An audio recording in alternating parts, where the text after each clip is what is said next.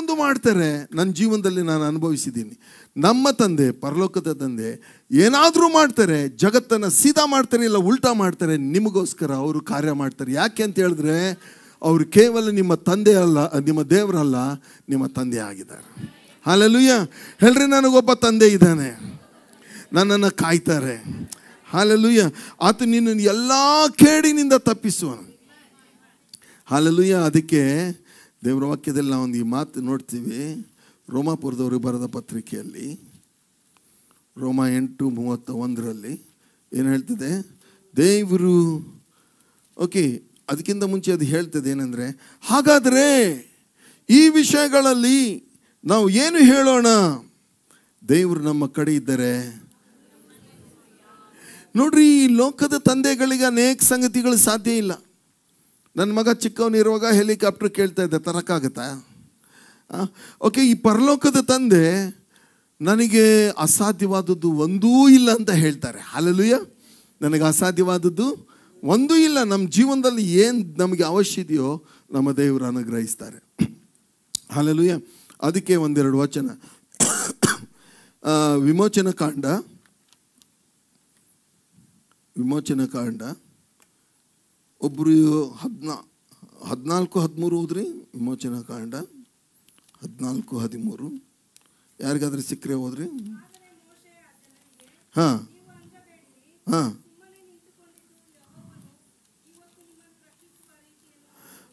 ಸುಮ್ಮನೆ ಇರ್ರಿ, ಇವತ್ತು ನಿಮ್ಮನ್ನು ಹೇಗೆ ರಕ್ಷಿಸ್ತಾರೆ ನೀವು ನೋಡ್ರಿ. ಇನ್ನೊಬ್ಬರು ವಿಮೋಚನ ಕಾಂಡ 23:27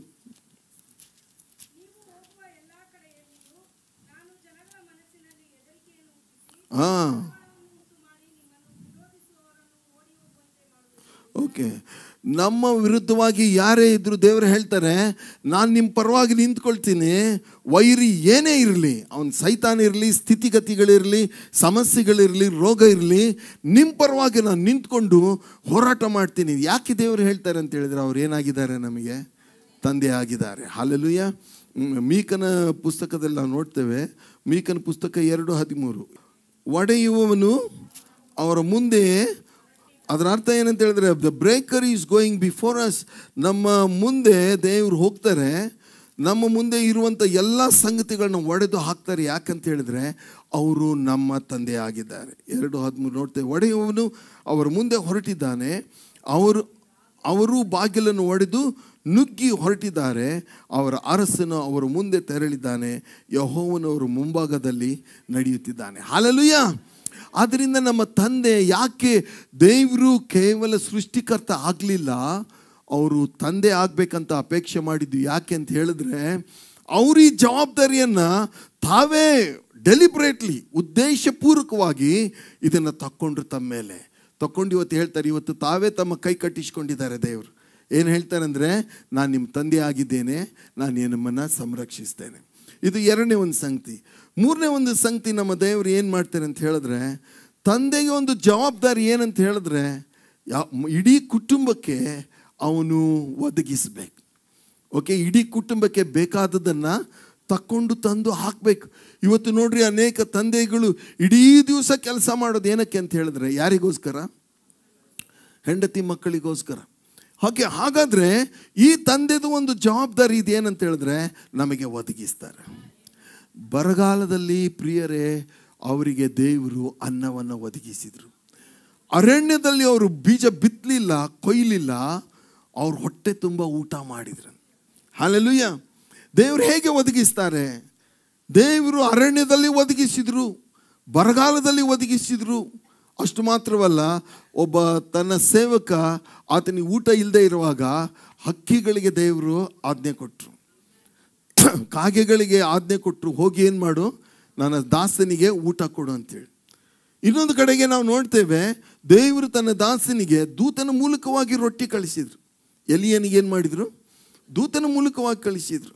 ಇನ್ನೊಂದು ಕಡೆಗೆ ನಾವು ನೋಡ್ತೇವೆ, ಯೇಸು ಸ್ವಾಮಿ ತಾವೇ ಬಂದರು ಅಂತ ದೇವರು. ಯಾಕೆ ಅಂತ ಹೇಳಿದ್ರೆ, ಬರೀ ಸೃಷ್ಟಿಕರ್ತ ಆಗಿದ್ರೆ ನಮ್ಮನ್ನು ಹರಿದು ಹಾಕ್ತಾ ಇದ್ರು. ಆದರೆ ಇವತ್ತು ಏನಾಗಿದ್ದಾರೆ? ತಂದೆ ಆಗಿದ್ದಾರೆ. ಹಲ್ಲೆಲೂಯಾ. ನಮ್ಮ ಅಪ್ಪ ನಮಗೆ ಬೇಕಾದದನ್ನು ಒದಗಿಸ್ತಾರೆ. ಆತನು ತನ್ನ ಐಶ್ವರ್ಯದ ಪ್ರಭಾವಕ್ಕನುಸಾರವಾಗಿ ನಮ್ಮ ಎಲ್ಲ ಅಗತ್ಯತೆಗಳನ್ನು ಒದಗಿಸ್ತಾರೆ. ಅವರಿಗೊಂದು ಹೆಸರಿದೆ, ಯೆಹೋವ ಈರೆ. ಯೆಹೋವ ಈರೆ ಅಂದರೆ ಒದಗಿಸುವವನು. ಹಲ್ಲೆಲೂಯಾ. ಆದ್ದರಿಂದ ಪ್ರಿಯರೇ, ಯೇಸು ತಾನೇ ಬಂದು ನಮಗೆ ಅವರು ಒದಗಿಸ್ತಾರೆ. ನಿಮ್ಮ ಅಗತ್ಯತೆಗಳ ಕುರಿತಾಗಿ ನೀವು ಎಷ್ಟು ಚಿಂತೆ ಮಾಡ್ತೀರೋ ಅದಕ್ಕಿಂತ ಹೆಚ್ಚು ದೇವರು ನಮಗೋಸ್ಕರ ಚಿಂತೆ ಮಾಡ್ತಾರೆ. ಅವ್ರು ಹೇಳ್ತಾರೆ, ನಿಮ್ಮ ಚಿಂತೆಯನ್ನೆಲ್ಲ ಎಲ್ಲಿ ಹಾಕ್ರಿ? ಪ್ರಿಯರೇ, ನಿಮ್ಮ ತಂದೆ ಮೇಲೆ ನಿಮಗೆ ಭರವಸೆ ಇಲ್ವಾ? ನಿಮ್ಮ ತಂದೆ ಅದ್ಭುತನಾದಂಥ ತಂದೆ, ನಿತ್ಯನಾದ ತಂದೆ. ನಮ್ಮೆಲ್ಲದನ್ನು ಅವ್ರ ಮೇಲೆ ಹಾಕೋಣ. ನಾವೇ ನಾವು ಸರಿಪಡಿಸ್ಕೊಳ್ಳೋದು ಬೇಡ. ದೇವರೇ, ನಿನ್ನ ಕೈಯಲ್ಲಿ ಕೊಡ್ತೇವೆ, ನೀನು ಸರಿಪಡಿಸ್ತಂತ ಹೇಳಿದಾಗ ಅವರು ನಮ್ಮನ್ನು ಕೈಯಲ್ಲಿ ತಗೊಳ್ತಾರೆ. ಅವರ ಕೈಯೊಳಗಿಂದ ನಮ್ಮನ್ನು ಕಿತ್ತುಕೊಳ್ಳುವಂಥ ಶಕ್ತಿ, ವ್ಯಕ್ತಿ, ಸರ್ಕಾರ ಈ ಲೋಕದಲ್ಲಿ ಇಲ್ವೇ ಇಲ್ಲ. ಹಲ್ಲೆಲೂಯಾ. ಜೋರಾಗಿ ಚಪ್ಪಾಳೆ ತಟ್ಟೋಣ. ನಮ್ಮ ದೇವರು ನಮಗೆ ಒದಗಿಸ್ತಾರೆ.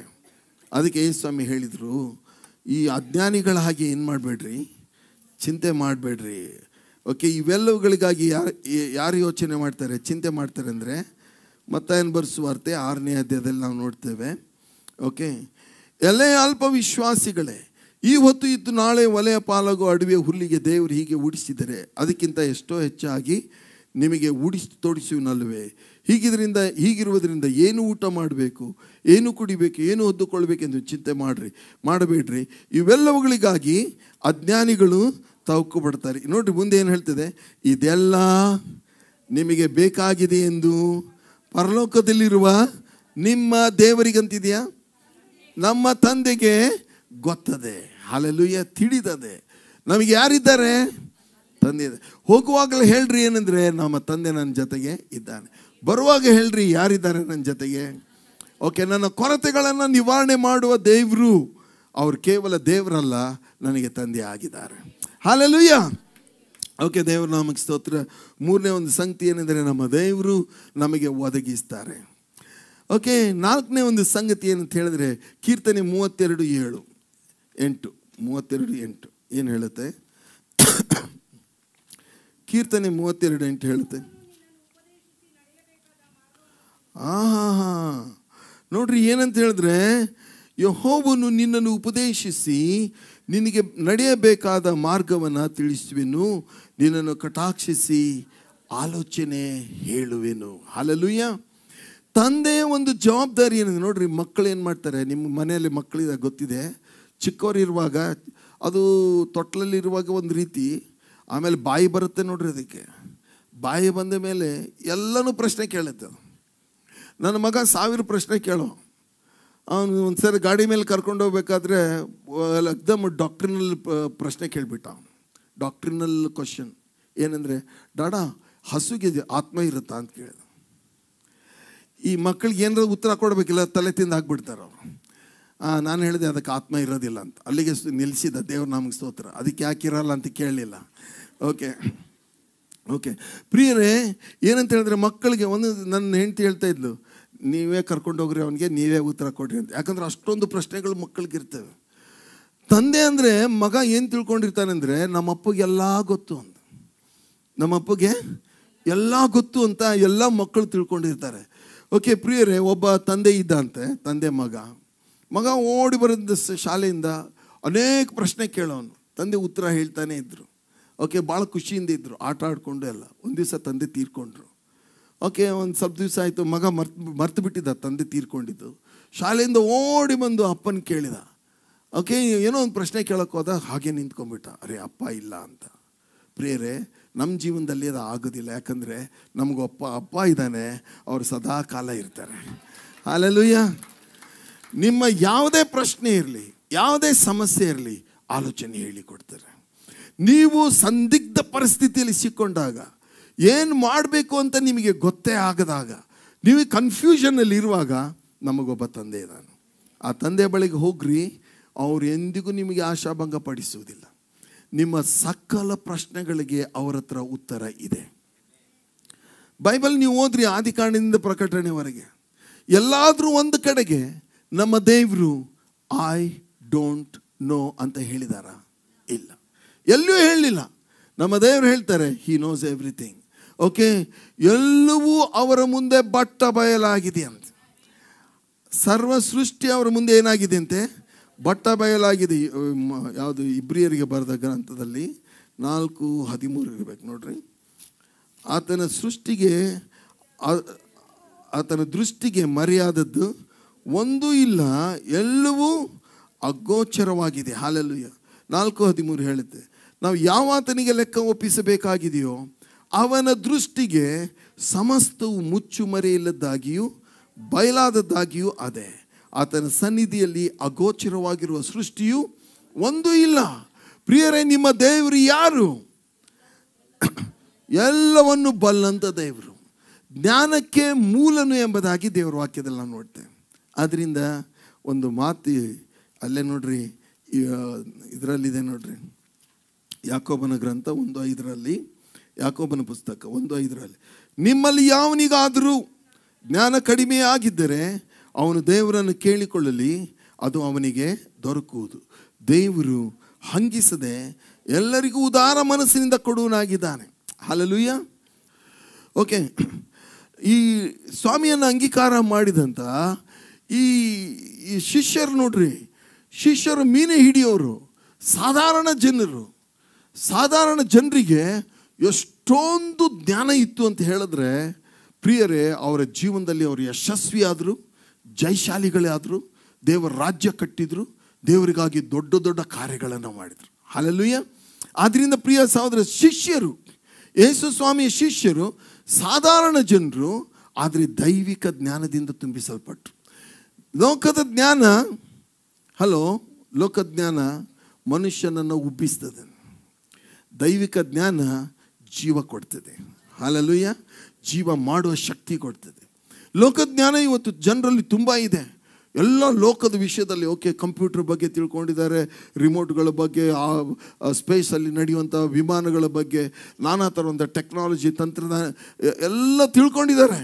ಆದರೆ ದೇವರ ಬಗ್ಗೆ ಅವರಲ್ಲಿ ಏನಿಲ್ಲ, ಜ್ಞಾನ ಇಲ್ಲ, ದೈವಿಕ ಜ್ಞಾನ ಇಲ್ಲ. ದೈವಿಕ ಜ್ಞಾನ ಏನು ಮಾಡುತ್ತೆ ಅಂತ ಹೇಳಿದ್ರೆ, ನಾವು ಬಲವಾಗಿ ಜೀವಿಸುವಂತೆ ಸಹಾಯ ಮಾಡ್ತದೆ, ಸಮಸ್ಯೆಗಳ ಮೇಲೆ ಜಯ ಕೊಡ್ತದೆ, ಸಂತೋಷದ ಜೀವನ ನಮಗೆ ಅನುಗ್ರಹಿಸ್ತದೆ.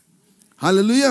ಆದ್ದರಿಂದ ಪ್ರಿಯ ಸಹೋದರ ಸಹೋದರಿ, ನಮ್ಮ ದೇವರು ನಮಗೆ ಮಾರ್ಗದರ್ಶನ ಮಾಡ್ತಾರೆ, ನಮಗೆ ಜ್ಞಾನ ಕೊಡ್ತಾರೆ, ಹಂಗಿಸದೆ ಎಲ್ಲರಿಗೂ ಜ್ಞಾನ ಕೊಡ್ತಾರೆ. ಕೇಳಿದ್ದೀರಾ ದೇವ್ರ ಹತ್ರ ಎಂದಾದರೂ, ದೇವರೇ ನಮಗೆ ಸ್ವಲ್ಪ ಜ್ಞಾನ ಕೊಡು ಅಂತ ಕೇಳಿದ್ದೀರಾ? ದೇವರೇ ನಿನ್ನ ಶಕ್ತಿ ಕೊಡು ಅಂತ ಕೇಳಿದ್ದೀರಾ?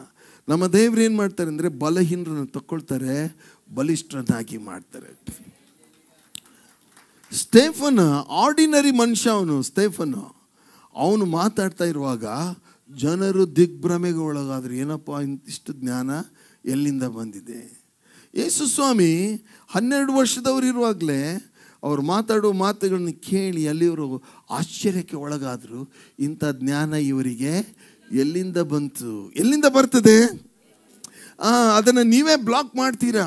ಆ ತಂದೆ ಮೇಲೆ ನಂಬಿಕೆ ಇರಲಿ. ನಂಬಿಕೆ ಅನ್ನೋಂಥದ್ದು ಒಂದು ದೊಡ್ಡ ಬಾಗಿಲು ಓಪನ್ ಮಾಡಿದಂಗೆ. ನೀವು ಯಾವಾಗ ನಂಬಿಕೆ ಅನ್ನೋಂಥದ್ದು ಬಾಗಿಲ, ನಂಬಿಕೆ ಅನ್ನೋಂಥದ್ದು ಬೀಗದ ಕೈ ಇದ್ದಂಗೆ. ಯಾವಾಗ ಅದನ್ನು ಉಪಯೋಗಿಸ್ತೀರೋ, ದೇವರ ಜ್ಞಾನದ ಭಂಡಾರ ನಿಮ್ಮ ಜೀವನದಲ್ಲಿ ತೆಗೆಯಲ್ಪಡ್ತದೆ. ಹಲ್ಲೆಲೂಯಾ. ಹಾಗಾದರೆ ನಿಮ್ಮ ತಂದೆ ಎಂಥವರು? ಜ್ಞಾನವುಳ್ಳ ತಂದೆ. ಹಲ್ಲೆಲೂಯಾ. ನೋಡ್ರಿ, ಪ್ರತಿಯೊಬ್ಬೊಬ್ಬ ತಂದೆ ಮಗನ ವಿಷಯದಲ್ಲಿ ಏನು ಹೇಳ್ತಾರೆ? ಬೇರೆಯವರು ಬಂದಾಗ ಹೇಳ್ತಾರೆ, ನನ್ನ ಮಗನ ನಾನು ಖಂಡಿತವಾಗಿ ಕಮಾಂಡರ್ ಇನ್ ಚೀಫ್, ಆರ್ಮಿ ಕಮಾಂಡರ್ನಾಗಿ ಮಾಡ್ತೀನಿ. ಇನ್ನೊಬ್ರು ಹೇಳ್ತಾರೆ, ಇಲ್ಲ, ನನ್ನ ಮಗನನ್ನು ನಾನು ಹೀಗೆ ಮಾಡ್ತೀನಿ, ಎಂಜಿನಿಯರ್ನಾಗಿ ಮಾಡ್ತೀನಿ. ಎಲ್ಲ ಮಕ್ಕಳಿಗೆ ಒಂದು ಆಸೆ ಇರುತ್ತೆ, ನಮ್ಮ ಅಪ್ಪನಂಗೆ ನಾವು ಆಗಬೇಕು. ಓಕೆ, ಅಪ್ಪಗೇನೋ ಅವನು ಜಾಸ್ತಿ ಕಲ್ತಿರೋದಿಲ್ಲ, ಆದರೂ ಸಹ ಮಗನಿಗೆ ಆಸೆ ಏನಂದರೆ, ನಾನು ಯಾರಂಗಾಗಬೇಕು? ಓಕೆ, ನಿಮಗೂ ಆಸೆ ಇದೆಯಾ ಆ ಅಪ್ಪನಂಗೆ ಆಗಬೇಕು ಅಂತ? ಯಾಕಂದರೆ ಸಂಬಂಧ ಏರ್ಪಡಿಸಿದ್ದು ಅವರೇ ಸಂಬಂಧ ಏರ್ಪಡಿಸಿ ತಮ್ಮ ಕೈ ಕಟ್ಕೊಂಡಿದ್ದಾರೆ. ಅವ್ರು ಹೇಳ್ತಾರೆ, ನಾನು ನಿಮಗೆ ತಂದೆ, ನಿತ್ಯನಾದ ತಂದೆ, ನಿಜವಾದ ತಂದೆ. ಹಲ್ಲೆಲೂಯಾ. ಎಲ್ಲ ತಂದೆಗೆ ಮಕ್ಕಳ ವಿಷಯದಲ್ಲಿ ಒಂದು ಯೋಚನೆ ಇರುತ್ತೆ, ಪ್ಲ್ಯಾನ್. ನನ್ನ ಮಗ ಹೀಗೆ ಆಗಬೇಕು ಅನ್ನೋಂಥ ಒಂದು ಪ್ಲ್ಯಾನ್ ಇರುತ್ತೆ. ಪರಲೋಕದ ತಂದೆ ಅದೇ ರೀತಿಯಾಗಿ ನಿಮ್ಮ ವಿಷಯದಲ್ಲಿ ಯೋಚನೆ ಮಾಡ್ತಾರಾ? ಯೋಚನೆ ಮಾಡ್ತಾರಾ? ಪ್ರಿಯರೇ, ಅದನ್ನು ತಿಳ್ಕೊಂಡವರೇ ಭಾಗ್ಯವಂತರು. ಏನಂದರೆ, ದೇವರ ತಂದೆ ಹತ್ರ ನಾನು ಹೋಗಿ ದೇವರ ಹತ್ರ ಕೇಳೋದು ಯಾವಾಗ? ದೇವರೇ, ತಂದೆ ನಿನ್ನ ಚಿತ್ತ ಏನು, ನಾನು ಏನು ಮಾಡಲಿ ನನ್ನ ಜೀವನದಲ್ಲಿ. ಯಾವಾಗ ದೇವರ ಚಿತ್ತವನ್ನು ನಾವು ಕೇಳ್ತೀವೋ ಆವಾಗ ಸಂತೋಷದಿಂದ ಅವರು ತಿಳಿಯಪಡಿಸ್ತಾರೆ. ಹೇಳ್ರಿ, ಅವರು ಹೇಳಿದಂತೆ ನಡ್ಕೊಂಡವನು ಅವರಿಗೆ ಸಂತೋಷ ತರ್ತಾನೋ ಅಥವಾ ತನ್ನ ಮನಸ್ಸಿಗೆ ಬಂದಂಗೆ ನಡ್ಕೊಂಡು ಹೋಗೋ ಮಗ ದೇವರಿಗೆ ತಂದೆಗೆ ಸಂತೋಷ ತರ್ತಾನೋ? ಅವ್ರು ಹೇಳ್ದಂಗೆ, ಯಾಕಂದರೆ ಅವರ ಯೋಚನೆಗಳು ಆಕಾಶ ಭೂಮಿಗೆ ಎಷ್ಟು ಉನ್ನತದಲ್ಲಿಯೋ ಅಷ್ಟು ಉನ್ನತ. ನಿನ್ನ ವಿಷಯದಲ್ಲಿ ನಿನ್ನ ತಂದೆಯಾದ ದೇವರು ಇಟ್ಟಿರುವ ಯೋಚನೆಗಳು ಅಲ್ಲ ಸಲ್ಲದ ಯೋಚನೆಗಳು, ಕೀಳ ಯೋಚನೆಗಳಲ್ಲ, ಅವು ಉನ್ನತವಾದಂಥ ಯೋಚನೆಗಳು. ಹಲ್ಲೆಲೂಯಾ. ಅದನ್ನು ತಿಳ್ಕೊಳ್ಳೋದಕ್ಕೆ ಆತುರದಿಂದ ನಾವು ಅದನ್ನು ಕೇಳಿದರೆ ಖಂಡಿತವಾಗಿ ತಿಳಿಯಪಡಿಸ್ತಾರೆ. ಈ ಲೋಕದಲ್ಲಿ ಲೋಕ ಎಷ್ಟೇ ಕೆಟ್ಟದಾಗಲಿ, ಕತ್ತಲೆ ತುಂಬು ಏನೇ ಆಗಿರಲಿ, ಆದರೆ ನೀನು ಮಾತ್ರ ಈ ಲೋಕದಲ್ಲಿ ಜೀವಿಸ್ತೀಯಾ, ಬಲವಾಗಿ ಜೀವಿಸ್ತೀಯಾ, ಅದ್ಭುತವಾಗಿ ಜೀವಿಸ್ತೀಯಾ. ಹಲ್ಲೆಲೂಯಾ. ಓಕೆ, ಇಷ್ಟು ಹೊತ್ತು ಹೇಳಿದ್ದೆಲ್ಲ ಖುಷಿ ಆಯ್ತಲ್ಲ, ನಮಗೆ ಎಷ್ಟು ಒಳ್ಳೆ ದೇವರಿದ್ದಾರೆ. ಅದಕ್ಕೆ ನೀವು ಚಪ್ಪಾಳೆಯನ್ನು ತಟ್ಟಿದಿರಿ ಅಲ್ವಾ? ಈಗಲೂ ಚಪ್ಪಾಳೆ ತಟ್ತಾ ಇದ್ದೀರಿ. ಆದರೆ ಈಗ ಮುಂದೆ ಹೇಳುವಂಥದ್ದನ್ನು ಕೇಳಿದ್ರೆ ನೀವು ಚಪ್ಪಾಳೆ ತಟ್ಟಲ್ಲ. ಹೇಳ, ಈ ತಂದೆ ಅನ್ನೋರು ಏನು ಮಾಡ್ತಾರೆ ಗೊತ್ತಾ? ಒಂದು ಬೆತ್ತನೂ ಇಟ್ಕೊಂಡಿರ್ತಾರೆ. ನಾನು ನೋಡಿದ್ದೀನಿ, ಮಕ್ಕಳು ಎಲ್ಲದಕ್ಕೂ ತಂದೆ ಕಡೆಗೆ ಓಡಿ ಓಡಿ ಹೋಗ್ತಾರೆ. ಆದರೆ ಒಂದು ವಿಷಯದಲ್ಲಿ ತಂದೆಯಿಂದ ದೂರ ಓಡಿ ಹೋಗ್ತಾರೆ. ಬೆತ್ತ ನೋಡಿದಾಗ, ಬೆತ್ತ ಕಂಡ್ರೆ ಮಕ್ಕಳು ಏನು ಮಾಡ್ತಾರೆ? ಅಮ್ಮನ ಹತ್ರ ಓಡ್ತಾರೆ, ಅಜ್ಜಿ ಹತ್ರ ಓಡ್ತಾರೆ, ಯಾರಾದರೂ ರಿಲೇಷನ್ ಇದ್ದರೆ ಅವ್ರ ಹತ್ರ ಓಡ್ತಾರೆ. ಯಾಕಂದರೆ ಅಪ್ಪ ಏನು ಮಾಡ್ತಾ ಇದ್ದಾನೆ? ನಾನು ನನ್ನ ಮಕ್ಕಳಿಗೆ ಹೊಡೆದಿಲ್ಲ, ಇವಳೇ ಹೊಡೆದಿರೋದು. ನನ್ನ ಕೈಯಲ್ಲಿ ಬೆತ್ತನೇ ಬಂದಿಲ್ಲ. ಓಕೆ, ಚೆನ್ನಾಗಿ ಅವಾಗ ಏನು ಮಾಡ್ತಿದ್ದ, ಒಂದೊಂದು ಸತಿ ಮೋಸಸ್ ಏನು ಮಾಡ್ತಿದ್ದ, ಟಾಯ್ಲೆಟ್ ಒಳಗೆ, ಗಾಡ್ ದೇವ್ರೆ ನನ್ನನ್ನು ಕಾಪಾಡುವಂಥ ಪ್ರೇಯರ್ ಮಾಡ್ತಿದ್ದ. ದೇವರು ಬಂದಿಲ್ಲ ಅವನ ಕೈಯಿಂದ ಬಿಡಿಸೋಕ್ಕೆ. ಓಕೆ, ಸೊ ಪ್ರಿಯರೇ, ಮಕ್ಕಳು ಏನಂತ ಹೇಳಿದ್ರೆ ಅವರಿಗೆ ಎಲ್ಲ ಬೇಕು. ತಂದೆ ಚಾಕ್ಲೇಟ್ ತಂದರೆ ಓಡೋಗಿ ಅಪ್ಕೊಳ್ತಾರೆ, ಟಾಯ್ಸ್ ತಂದರೆ ಓಡೋಗಿ ಅಪ್ಕೊಳ್ತಾರೆ. ತಂದೆ ಕೈಯಲ್ಲಿ ಬೆತ್ತ ಇದ್ದರೆ ಅಪ್ಪ ಅಪ್ಪ ಬೇಡ ಬೇಡ, ಅಪ್ಪ ಭಾಳ ಕೆಟ್ಟವರು. ಓಕೆ, ಅಮ್ಮ ಒಳ್ಳೆಯವರು, ಅಜ್ಜಿ ಒಳ್ಳೆಯವರು. ಪ್ರಿಯರೇ, ಹಾಗಲ್ಲ. ಇಲ್ಲಿ ವಾಕ್ಯದಲ್ಲಿ ನಾವು ನೋಡ್ತೇವೆ, ಇಬ್ರಿಯ 12:5 ಮಕ್ಕಳಿಗೆ ಹೇಳುವಂತೆ ನಿಮಗೆ ಹೇಳಿದ ಎಚ್ಚರಿಕೆಯ ಮಾತನ್ನು ಮರೆತು ಬಿಟ್ಟಿದ್ದೀರೋ? ಏನಂದರೆ, ಮಗನೇ, ಕರ್ತನ ಶಿಕ್ಷೆಯನ್ನು ತಾತ್ಸಾರ ಮಾಡಬೇಡ. ಆತ ನಿನ್ನನ್ನು ಗದರಿಸುವಾಗ ಬೇಸರಗೊಳ್ಳಬೇಡ. ಕರ್ತನು ತಾನು ಪ್ರೀತಿಸುವವನನ್ನೇ ಶಿಕ್ಷಿಸ್ತಾನೆ, ತಾನು ಸೇರಿಸಿಕೊಳ್ಳುವ ಪ್ರತಿಯೊಬ್ಬ ಮಗನನ್ನು. ಓಕೆ, ನಿಮ್ಮ ಪರಲೋಕದ ತಂದೆ ಎಂಥ ತಂದೆ? ಹೊಡೆಯೋ ತಂದೆ. ಎಲ್ಲರೂ ಹೇಳೋಣ, ಎಂಥ ತಂದೆ? ಹೊಡಿಸ್ಕೊಳ್ತೀರಾ? ನಾನಂತ ನಿಮ್ಮೆಲ್ಲರಿಗಿಂತ ಜಾಸ್ತಿ ಹೊಡಿಸ್ಕೊಂಡಿದ್ದೀನಿ. ಅದಕ್ಕೆ ನಾನು ಇಲ್ಲಿ ನಿಂತಿದ್ದೀನಿ. ಅವ್ರು ಹೊಡೆಯೋದೇನಕ್ಕೆ? ನಮ್ಮ ಒಳ್ಳೆಯದಕ್ಕೆ. ನಮ್ಮ ಒಳ್ಳೆಯದಕ್ಕೆ ಅವ್ರ ಶಿಕ್ಷಣ. ನೋಡ್ರಿ, ಶಿಕ್ಷೆ ಬೇರೆ, ಶಿಕ್ಷಣ ಬೇರೆ. ಕೆಲವರಿಗೆ ಏನು ಬೇರೆ ಕೆಲಸ ಇರಲ್ಲ, ಮನೆಗೆ ಬಂದದ್ದು ಮಕ್ಕಳು ದನ ಬಡ್ದಂಗೆ ಬಡಿತಾ ಇರೋದು. ಪ್ರಿಯರಾದ ಶಿಕ್ಷೆ ಅದಲ್ಲ, ಅವರಿಗೆ ಶಿಕ್ಷಣ ಕೊಡಬೇಕು. ನಮ್ಮ ದೇವರು ಶಿಕ್ಷಣ ಕೊಡ್ತಾರೆ, ನಮಗೆ ಹೇಳಿಕೊಡ್ತಾರೆ. ಇದು ಸರಿ, ಇದು ತಪ್ಪು. ಈ ಮಾರ್ಗದಲ್ಲಿ ಏನಾಗುತ್ತೆ? ಹಾಗೆ ಶಿಕ್ಷಣ ಹೊಂದಿದವರು ಅವರ ನಡೆ ನುಡಿ, ಅವರ ರೀತಿ, ಅವರ ಮಾತುಗಳು, ಅವರ ಕೆಲಸ ಎಲ್ಲ ಅದ್ಭುತವಾಗಿರುತ್ತೆ ಅವ್ರ ಜೀವನದಲ್ಲಿ. ಏನು ಶಿಕ್ಷೆಗೆ ಒಳಗಾಗದೇ ಇರುವಂಥ ಮಗ, ನನಗೇನು ಹೇಳಬೇಡಿ ಅಪ್ಪ, ನೀವು ನನಗೇನು ಹೇಳಬೇಡ್ರಿ, ಏನಾಗ್ತಾನೆ? ಒಂದು ದಿವಸ ಪೋಲಿ ಆಗ್ತಾನೆ, ಲೋಕದಲ್ಲಿ ಹೋಗ್ತಾನೆ, ಜೀವನ ಹಾಳಾಗುತ್ತೆ, ತಾನೂ ಹಾಳಾಗ್ತಾನೆ, ಉಳಿದವ್ರನ್ನ ಏನು ಮಾಡ್ತಾನೆ? ಹಾಳು ಮಾಡ್ತಾನೆ. ಪ್ರಿಯ ಸಹೋದರ ಸಹೋದರಿ, ಒಬ್ಬ ವ್ಯಕ್ತಿ ನಿಜವಾಗಿ ವ್ಯಕ್ತಿ ಆಗಬೇಕು ಅಂತ ಹೇಳಿದ್ರೆ ದೇವರು ಅವನಿಗೆ ಶಿಕ್ಷೆ ಕೊಡಬೇಕು. ದಾವಿದನಿಗೆ ದೇವರು ಶಿಕ್ಷಣ ಕೊಟ್ರ, ಮೋಶೆಗೆ ದೇವರು ಶಿಕ್ಷಣ ಕೊಟ್ರ. ತನ್ನ ಪ್ರತಿಯೊಬ್ಬ ಮಗನಿಗೆ, ಸೇವಕನಿಗೆ ದೇವರು ಸರಿಯಾಗಿ ಶಿಕ್ಷಣ ಕೊಟ್ಟು, ಯೋಸೆಫನಿಗೆ ಮೊದಲಿನಿಂದಲೇ ಶಿಕ್ಷಣ ಆಯ್ತು. ಆದ್ದರಿಂದ ಪ್ರಿಯರೇ, ನೋಡ್ರಿ, ಒಂದನ್ನು ನೆನಪಿಟ್ಕೊಂಡ್ರಿ, ದೇವ್ರು ಹೇಳ್ತಾರೆ, ನಿಮ್ಮ ಶಕ್ತಿ ಮೀರುವ ಶೋಧನೆಯನ್ನು ನಾನು ನಿಮಗೇನು ಮಾಡೋದಿಲ್ಲ, ಬರಗೊಡಿಸೋದಿಲ್ಲ. ನಮ್ಮ ದೇವರು ಒಳ್ಳೆಯವರು. ಹೋರಾಟಗಳು, ಸಂಕಟಗಳು ಬಂದಾಗ ಒಂದನ್ನು ಹೇಳ್ರಿ, ಮಕ್ಕಳಿಗೆ ಅವರು ಅಪ್ಪಣೆ ಮಾಡದೇ ಇದ್ದರೆ ಯಾವುದು ನಿಮ್ಮ ಜೀವನದಲ್ಲಿ ಬರೋದಿಲ್ಲ. ನಿಮ್ಮ ಜೀವನದಲ್ಲಿ ಏನಾದರೂ ಬಂದಿದೆ ಅಂತ ಹೇಳಿದ್ರೆ ತಂದೆಯಾದ ದೇವರು ಅದನ್ನು ಬಿಡುಗಡೆ ಮಾಡಿದ್ದಾರೆ, ನಿಮ್ಮ ಜೀವನದಲ್ಲಿ ಬರಮಾಡಿದ್ದಾರೆ. ಅದರ ಮೇಲೆ ಜಯ ನಮಗೆ ಖಂಡಿತ. ಈ ಲೋಕದಲ್ಲಿ ನಿಮಗೆ ಸಂಕಟ ಉಂಟು, ಧೈರ್ಯದಿದ್ದಿರ್ರಿ, ಲೋಕವನ್ನು ನಾನು ಜಯಿಸಿದ್ದೇನೆ. ಇಂದಿನಿಂದ ಸದ್ಭಕ್ತರಾಗಿ ಜೀವಿಸುವುದಕ್ಕೆ ಮನಸ್ಸು ಮಾಡೋರು ಎಲ್ಲರೂ ಹಿಂಸೆಗೆ ಒಳಗಾಗುರು. ಪ್ರಿಯರೇ, ಪೌಲ ಏನೇನು ಕಷ್ಟಪಟ್ಟ ಬಿಡ್ರಿ ಎಲ್ಲ. ದೇವರ ಮಗನಾಗಿರುವ ಯೇಸು ಸ್ವಾಮಿ ಇಷ್ಟೆಲ್ಲ ಹೋರಾಟ ಮಾಡಿದ್ದು ಇವತ್ತೇನಾಯಿತು? ಜಗತ್ತಿನ ಕೋಟ್ಯಾಂತರ ಜನ ಇವತ್ತು ದೇವರ ರಾಜ್ಯಕ್ಕೆ ಸೇರುವ ಹಾಗೆ ಮಾಡಿದರು. ಹಲ್ಲೆಲೂಯ. ಆದ್ದರಿಂದ ಪ್ರಿಯರೇ, ನಿಮ್ಮ ಒಳ್ಳೆಯದಕ್ಕಾಗಿಯೇ ಆಗುತ್ತೆ. ಇಲ್ಲಿ ನೋಡ್ರಿ, ಮುಂದೆ ವಚನ ಏನು ಹೇಳುತ್ತೆ? ನೀವು ಶಿಕ್ಷಿತರಾಗುವುದಕ್ಕಾಗಿಯೇ ನಿಮಗೆ ಶಿಕ್ಷೆ ಆಗುತ್ತದೆ ಎಂದು ತಿಳಿದು ಅದನ್ನು ಸಹಿಸಿಕೊಳ್ಳ್ರಿ. ದೇವರು ನಿಮ್ಮನ್ನು ಮಕ್ಕಳೆಂದು ನಡೆಸುತ್ತಾನೆ. ಹಲ್ಲೆಲೂಯ. ಯಾರ್ಯಾರು ಎಲ್ಲೆಲ್ಲೋ ಏನೇನೋ ಇರುತ್ತದೆ ಅದಕ್ಕೆಲ್ಲ ದೇವ್ರು ಅಂತ ಹೇಳ್ತಾರೆ. ಅದು ದೇವರಲ್ಲ ರೀ. ಓಕೆ, ಯಾವುದೋ ವಸ್ತುಗಳಿಗೆಲ್ಲ ನಾವು ದೇವರಂತ ಕರೆಯೋಕ್ಕಾಗಲ್ಲ. ದೇವರಂದರೆ ಸೃಷ್ಟಿಕರ್ತ. ಬರೀ ಸೃಷ್ಟಿಕರ್ತ ಆಗಿದ್ದರೂ ಅವ್ರಿಗೂ ನಮಗೆ ಸಂಬಂಧ ಇರಲಿಲ್ಲ. ಆದರೆ ಕ್ರಿಸ್ತನ ಮೂಲಕವಾಗಿ ಇವತ್ತು ತನ್ನ ಮಕ್ಕಳನ್ನಾಗೆ ಮಾಡಿದ್ದರಿಂದ ಅವರಿಗೂ ನಮಗೂ ಸಂಬಂಧ ಇದೆ. ಅವರು ನಮ್ಮ ವಿಷಯದಲ್ಲಿ ಜವಾಬ್ದಾರಿಯನ್ನು ತಗೊಂಡಿದ್ದಾರೆ. ಹಲ್ಲೆಲೂಯ. ಮಕ್ಕಳಾಗಿ ನಿಮಗೇನಾದರೂ ಜವಾಬ್ದಾರಿ ಇದೆಯಾ? ಈ ಲೋಕದ ತಂದೆ ತಾಯಿಗಳನ್ನು ಸನ್ಮಾನಿಸ್ತೀವ, ಗೌರವಿಸ್ತೀವ ನಾವು. ಓಕೆ, ಅವ್ರು ಹೆಂಗೇನೇ ಇರಲಿ ಅವ್ರನ್ನ ಗೌರವಿಸ್ತೀವ? ಪ್ರಿಯರೇ, ಬಿಡ್ರಿ, ಆ ತಂದೆಯನ್ನು ನಾವು ಗೌರವಿಸ್ತೇವ. ಆ ತಂದೆಯನ್ನು ನಾವು ಹೇಗೆ ಗೌರವಿಸ್ತೇವೆ ಅಂದರೆ, ಅವರ ಬಳಿಗೆ ಬರ್ತೇವೆ, ಅವ್ರನ್ನ ಹುಡುಕ್ತೇವೆ, ಅವರ ಮಾತುಗಳಲ್ಲಿ ನಾವು ಆನಂದಿಸ್ತೇವೆ. ಆಗ ಖಂಡಿತವಾಗಿಯೂ ಆ ದೇವರಿಗೆ ಮಾನ ಸನ್ಮಾನಗಳು. ಯಾಕಂದರೆ ದೇವರು ವಾಕ್ಯ ಹೇಳ್ತಿದೆ, ನಿನ್ನ ತಂದೆ ತಾಯಿಗಳನ್ನು ಸನ್ಮಾನಿಸಿದರೆ ಬಹುಕಾಲ ಈ ಲೋಕದಲ್ಲಿ ಬದುಕು ಎಂಬುದಾಗಿ ದೇವರು ವಾಕ್ಯ ಹೇಳ್ತಿದೆ. ಓಕೆ, ಇಷ್ಟೆಲ್ಲ ಖುಷಿ ಆಯಿತಾ ನಿಮಗೆ ಕೇಳಿ? ಓಕೆ, ಶಿಕ್ಷೆ ಕೊಡ್ತಾರೆ, ಇಸ್ ಓಕೆನಾ? ಹಲೋ, ನಿಮಗೆ ಶಿಕ್ಷೆ ಕೊಡ್ತಾರೆ, ಓಕೆನಾ? ಇಲ್ಲಿ ಹಿಂಗೆ ಮಾಡ್ತೀರಿ. ಆದರೆ ಶಿಕ್ಷೆ ಬಂದಾಗ ದೇವ್ರನ್ನ ಬಿಟ್ಟು ಯಾರ ಬಳಿಗೆ ಓಡಿ ಬರ್ತೀರಿ? ಇಲ್ಲೊಂದು ಅಜ್ಜಿ ಇದೆಯಲ್ಲ, ಯಾರದು? ಪಾಸ್ಟ್ರೇ ದಯಮಾಡಿ ಪ್ರೇಯರ್ ಮಾಡಿ ಅಂತ. ನಾವು ಪ್ರೇಯರ್ ಮಾಡೋದು ಯಾರಿಗೆ? ಬೆತ್ತ ಹಿಡ್ಕೊಂಡು ನಿಂತಿರ್ತಾರಲ್ಲ ಅವ್ರಿಗೇ ನಾವು ಪ್ರೇಯರ್ ಮಾಡೋದು. ಓಕೆ ಪ್ರಿಯ ಸಹೋದರ ಸಹೋದರಿ, ಆದ್ದರಿಂದ ನಮ್ಮ ದೇವರು ಒಳ್ಳೆಯವರಾಗಿರೋದು ಯಾಕೆ ಒಳ್ಳೆಯವರು ಅಂತ ಹೇಳಿದ್ರೆ, ನಮಗೆ ಒಳ್ಳೆಯದಾಗಲಿ ಅಂತೇಳಿನೇ ಶಿಕ್ಷೆ ಕೊಡ್ತಾರೆ. R you blessed? ಓಕೆ, ಕಡೆಯದಾಗಿ ಇನ್ನೊಂದು ಮಾತು ಹೇಳಲಾ? ಓಕೆ, ಇದನ್ನು ಕೇಳಿದರೆ ಖುಷಿ ಆಗುತ್ತೆ. ನೀವು ಚಪ್ಪಾಳೆ ತಟ್ತೀರಾ ಈಗ. ಆಗ ನೀವು ಚಪ್ಪಾಳೆ ತಟ್ಟಿಲ್ಲ, ಈಗ ನೀವು ಚಪ್ಪಾಳೆ ತಟ್ತೀರಿ. ರೋಮ 8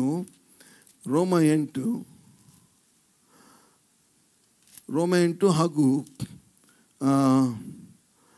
16ನೇ ವಚನದಿಂದ, ನಾವು ದೇವರ ಮಕ್ಕಳಾಗಿದ್ದೇವೆಂಬುದಕ್ಕೆ ಪವಿತ್ರಾತ್ಮನೇ ನಮ್ಮ ಆತ್ಮದೊಂದಿಗೆ ಸಾಕ್ಷಿ ಹೇಳುತ್ತಾನೆ. ಮಕ್ಕಳಾಗಿದ್ದರೆ ಈಗ ನನ್ನ ಮಗ ದೇವರಂಥ ಮನುಷ್ಯ, ನಮ್ಮ ಮರಿಯಪ್ಪನ ಮಗ ಉಡಾಳ ಅಂದರೆ ಯಾರು? ಕಿಲಾಡಿ. ಓಕೆ ಅಂತ ತಿಳ್ಕೊಳ್ರಿ. ಹಂಗಂತೇಳಿ ಮರಿಯಪ್ಪ ಅವ್ರ ಆಸ್ತಿನೆಲ್ಲ ನನ್ನ ಮಗನಿಗೆ ಬರೆದು ಬಿಡ್ತಾರ? ಓಕೆ, ಅವರಿಗೆ ಯಾಕೆ ಬರೀತಾರೆ? ಯಾಕಂದರೆ ಸಂಬಂಧ ಬಂದಾಗ ಆಸ್ತಿಯ ಬಾಧ್ಯತೆಯೂ ಬರುತ್ತೆ. ಸಂಬಂಧನೇ ಇಲ್ಲ ಅಂತ ಹೇಳಿದ್ರೆ ಆಸ್ತಿಯ ಬಾಧ್ಯತೆ ಬರುತ್ತಾ? ಬರೋದಿಲ್ಲ. ಅದಕ್ಕೆ ದೇವರೇನು ಹೇಳ್ತಾರೆ ಅಂದರೆ, ನೀವು ನನ್ನ ಮಗನ ಮೂಲಕವಾಗಿ ನೀವು ಮಕ್ಕಳಾಗಿದ್ದರೆ ನೀವು ಬಾಧ್ಯರು ಆಗಿದ್ದೀರಿ. ಯಾವುದಕ್ಕೆ ಬಾಧ್ಯರು ಅಂದರೆ, ಅವ್ರಿಗಿರುವ ಎಲ್ಲ ಆಸ್ತಿಗೆ ನಾವು ಬಾಧ್ಯರು. ಹಲ್ಲೆಲೂಯ. ಭೂಪರ ಲೋಕ ಇವೆಲ್ಲ ಉಂಟು ಮಾಡಿದಾರಲ್ಲ, ಯಾರಿಗಾಗಿ? ಒಬ್ಬ ತಂದೆ ಮಾಡೋದೆಲ್ಲ ಯಾರಿಗಾಗಿ? ನಮ್ಮ ದೇವರು ಮಾಡಿದೆಲ್ಲ ಯಾರಿಗಾಗಿ? ನಂಬ್ರಿ ಇದೆಲ್ಲ ನಮ್ಮ ದೇವರು ನಮಗಾಗಿಯೇ ಮಾಡಿದ್ದಾರೆ. ಹಲ್ಲೆಲೂಯ. ಅವ್ರು ಇನ್ನೂ ಮುಂದೆ ಹೋಗಿ ಹೇಳ್ತಾರೆ, ನಮ್ಮ ಬಾಂಡ್ ಪೇಪರ್ ಇಲ್ಲಿದೆ ನೋಡ್ರಿ, ದೇವರು ಕೊಟ್ಟಿರೋ ಬಾಂಡ್ ಪೇಪರ್, ಅದನ್ನು ಓದ್ತೀನಿ ನೋಡ್ರಿ. ವಿಲ್ ಏನಂತ ಹೇಳಿದ್ರೆ 1 ಕೊರಿಂಥ 3:27 ಸಮಸ್ತವು ನಿಮ್ಮದು. ಹೇಳ್ರಿ, ಅಯ್ಯೋ ಅಯ್ಯೋ ಅಯ್ಯೋ ಅಯ್ಯೋ, ಆ ದೇವರೇ ಗತಿ ನಿಮಗೆ. ಅಂಥ ತಂದೆಗೆ ಇಂಥ ಮಕ್ಕಳ. ಕೆಲವರು ಅಂತಾರೆ, ನೀ ಕೇಳಿದ್ದೀರಾ? ಅವರಪ್ಪ ನೋಡಿದರೆ ಹೆಂಗೆ? ಅಯ್ಯೋ, ಇವತ್ತು ನಾ ಮಾತು ಹೇಳಬೇಕಾಗಿದೆ. ಅಪ್ಪ ನೋಡಿದ್ರೆ ಹಾಗೆ, ಈ ಮಕ್ಕಳು ನೋಡಿ ಹೆಂಗೆ. ಓಕೆ, ಸಮಸ್ತವು, ಇನ್ನೊಂದ್ಸರಿ ಹೇಳ್ರಿ ನೋಡ್ರಿ, ದಮ್ಮೆ ಇಲ್ಲ. ಸಮಸ್ತವು ನನ್ನದು ಅಂದ್ರೆ ಏನ್ರಿ ಅದರ ಅರ್ಥ? ಈ ಭೂಮಿಯಲ್ಲಿ ಇರುವಂಥದ್ದು ಎಲ್ಲ ಸ್ಥಳ ಆಗಲಿ, ಎಲ್ಲ ಸಂಗತಿಗಳು ದೇವರಿಗೆ ಸಂಬಂಧಪಟ್ಟಿದ್ರೆ ದೇವರ ಜೊತೆಗೆ ನಾವು ಬಾಧ್ಯರಾಗಿದ್ದರಿಂದ ಅವ್ರಿಗಿರುವಂಥದ್ದು ಎಲ್ಲದಕ್ಕೂ ನಾವು ಬಾಧ್ಯರಾಗಿದ್ದೇವೆ. ಹಲ್ಲೆಲೂಯ. ಸಮಸ್ತವು ನಿಮ್ಮದು, ಪೌಲ್ನಾಗಲಿ, ಅಪೋಲೋಸನಾಗಲಿ, ಕೇಫನಾಗಲಿ, ಲೋಕವಾಗಲಿ, ಜೀವವಾಗಲಿ, ಮರಣವಾಗಲಿ, ಈಗಿನ ಸಂಗತಿಗಳಾಗಲಿ, ಮುಂದಿನ ಸಂಗತಿಗಳಾಗಲಿ, ಸಮಸ್ತವೂ ನನ್ನದೇ. ಎಲ್ಲರೂ ಹೇಳೋಣ, ಸಮಸ್ತವೂ ನನ್ನದೇ. ನೀವಂತೂ ಕ್ರಿಸ್ತನವರು, ಕ್ರಿಸ್ತನು ದೇವರವನ. Hallelujah. Give a big hand to the Lord. ನೀವು ನಂಬ್ತಿರೋ ಬಿಡ್ತಿರೋ ನಿಮ್ಮ ತಲೆಗೆ, ಆದರೆ ನಾನು ಮಾತ್ರ ನಂಬ್ತೀನಿ. ನಾನು ದೇವ್ರಿಗೆ ಹೇಳೋದು, ನಾಳೆ ಒಂದು ಕಾಲ ಬರ್ತದೆ ಕ್ರಿಸ್ತನೊಟ್ಟಿಗೆ ನಾವು ಇರುವಾಗ, ಎಲ್ಲಿ ಅಂದರೆ ಅಲ್ಲಿ ನಾವು ಹೋಗ್ತೇವೆ. ಅನೇಕ ಪ್ಲ್ಯಾನೆಟ್ಗಳನ್ನ ಏನೇನು ದೇವ್ರು ಮಾಡಿರೋ ಎಲ್ಲ ಐಶ್ವರ್ಯಕ್ಕೆ ನಾವು ಪಾಲ್ಗಾರರಾಗಿದ್ದೇವೆ. ಅದಕ್ಕೆ ವಚನ ಹೇಳ್ತದೆ ಏನಂದರೆ, ಮಕ್ಕಳಾಗಿದ್ದರೆ ಬಾಧ್ಯರಾಗಿದ್ದೇವೆ, ದೇವರಿಗೆ ಬಾಧ್ಯರು, ಕ್ರಿಸ್ತನೊಂದಿಗೆ ಬಾಧ್ಯರು. ಹೇಗೆಂದರೆ ಕ್ರಿಸ್ತನಿಗೆ ಸಂಭವಿಸುವ ಬಾಧೆಗಳಲ್ಲಿ ನಾವು ಪಾಲ್ಗಾರರಾಗಿರುವುದಾದರೆ ಆತನ ಮಹಿಮೆಯಲ್ಲಿಯೂ ಏನಾಗಿದ್ದೇವೆ. ಹಲ್ಲೆಲೂಯಾ. Are you blessed? ಪ್ರಿಯ, ಕಡೇ ಒಂದು ಆಶೀರ್ವಾದ ಏನಂತ ಹೇಳಿದ್ರೆ, ಈ ತಂದೆ ಇದ್ದಾರಲ್ಲ, ಅವರೆಂದಿಗೂ ನಮ್ಮನ್ನು ಬಿಟ್ಟು ಹೋಗೋದಿಲ್ಲ. ಅವ್ರು ಹೇಳಿದ್ರೆ, ನೋಡ್ರಿ, ಯುಗದ ಸಮಾಪ್ತಿಯವರೆಗೂ ಎಲ್ಲ ದಿವಸ ನಾನು ನಿಮ್ಮ ಸಂಗಡ ಇರ್ತೀನಿ.